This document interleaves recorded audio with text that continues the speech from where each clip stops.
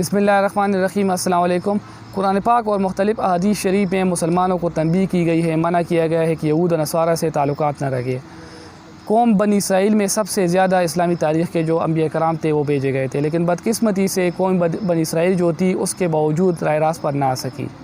जुलाई 2020 को इसराइल ने एक मंसूबा बनाया कि गज़ा की पट्टी पर जो मुसलमान ममालिक आबाद है, मज़ीद जो इलाके हैं मुसलमानों के, उसको कब्ज़ा किया जाए और उस पर जो है अपनी तसल्लुत कायम की जाए।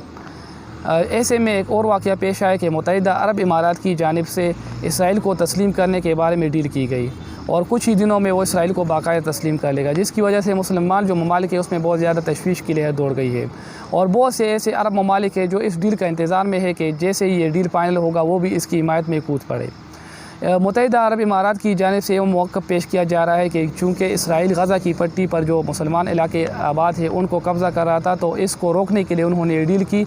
लेकिन ये मौक़िफ़ उनकी इसलिए कमज़ोर है कि कुरान पाक और हदीस की वाज़ेह अहकामात इसके बारे में मौजूद है कि यहूद और नस्वारा जो है वो मुसलमानों के खैर ख्वाह नहीं हो सकते और उन पर कोई भी साहिब ईमान शख्स जो है वो इत्तेमाद नहीं कर सकता। 1299 से लेकर खिलाफत उस्मानिया जो थी वो अरब ममालिक जो थे और इसके अलावा जो अजम के जो कुछ इलाके थे, तुर्की वग़ैरह, वहाँ पर खिलाफत उस्मानिया कायम थी और यूँ तुर्कों ने तकरीबन 623 साल इन इलाक़ों पर हुक्मरानी की। और जैसे ही मुसलमान इलाक़ों पर मुसलमान लोगों पर सख्त हालात आते थे तो तुर्की के जो हुक्मरान थे, जो खिलाफत उस्मानिया के हुक्मरान थे, वो वहाँ पर जाते थे और उनके वो मसाइल हल करते थे।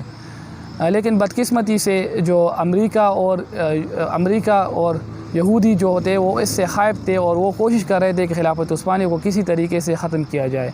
सबसे पहले उन्होंने इसके लिए अरबों को उकसाया, लेकिन अरब इनके बातों में ना आए। तो फिर उन्होंने जो अरब इलाके में एक मशहूर तिजारती ख़ानदान था अल सऊद, उनको उकसाया और उनको इनके ख़िलाफ़ किया और उन्होंने जो मक्का मदीना वग़ैरह में फसादात शुरू किए। तो उसके नतीजे में खिलाफत उस्मानिया के जो हुक्मरान थे उन्होंने घुटने टेक दिए और 1922 में उन्होंने जो खिलाफत उस्मानिया जो थी उसका ख़ात्मा किया और यूँ अरबों का ज़वाल शुरू हुआ। खिलाफत उस्मानिया के ख़ात्मे के साथ ही यहूदियों ने फ़लस्तीन पर अपने आंखें जमा ली थी और गज़ा की पट्टी पर आबाद होने का मंसूबा बनाया था।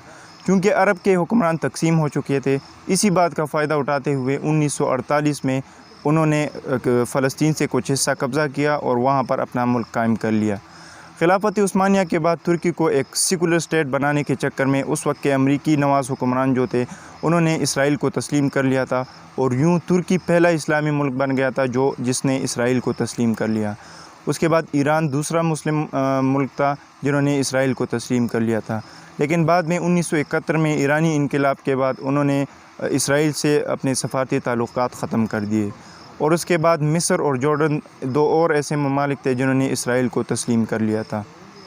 जबकि पाकिस्तान, सऊदी अरब और अरब ममालिक और दीगर 31 ऐसे ममालिक थे जो इसराइल को तस्लीम करने से इनकार करते थे। लेकिन बदकिस्मती से अब हुआ ये है 13 अगस्त 2020 को, इसी महीने में, कि अरब इमारात और इसराइल के दरमियान एक डील तय हो गई है और वो जो है तो अनकरीब उनको तस्लीम भी कर लेगा। बहुत से ऐसे अरब ममालिक थे जो इस डील के इंतज़ार में थे कि कब ये डील फ़ाइनल हो और वो भी इसकी हिमायत करें।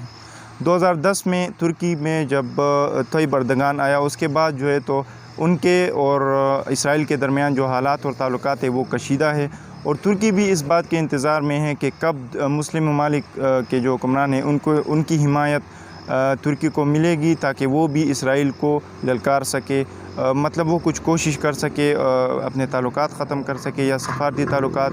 लेकिन बदकिस्मती से ऐसा कुछ हो नहीं रहा और इसराइल जो है वो अपने खेल में कामयाब होता दिखाई दे रहा है और मुस्लिम ममालिक को बदस्तूर तकसीम करने में वो कामयाब होता दिखाई दे रहा है। आज की वीडियो इसराइल, यहूद और नस्वारा के शैतानी साजिशों से आपको आगाह करना था। हमारी वीडियोस की तसलसल थी।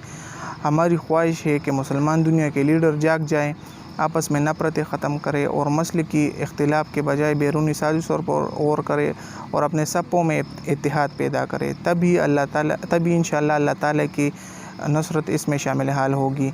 यहाँ तक थी हमारी वीडियो। अगर आपको हमारी वीडियो पसंद आती है तो हमारे चैनल को सब्सक्राइब करें, बेल आइकन को प्रेस करें ताकि आपको हमारी वीडियो के नोटिफिकेशन बर वक्त मिल सके। बहुत शुक्रिया। अल्लाह हाफ़िज़।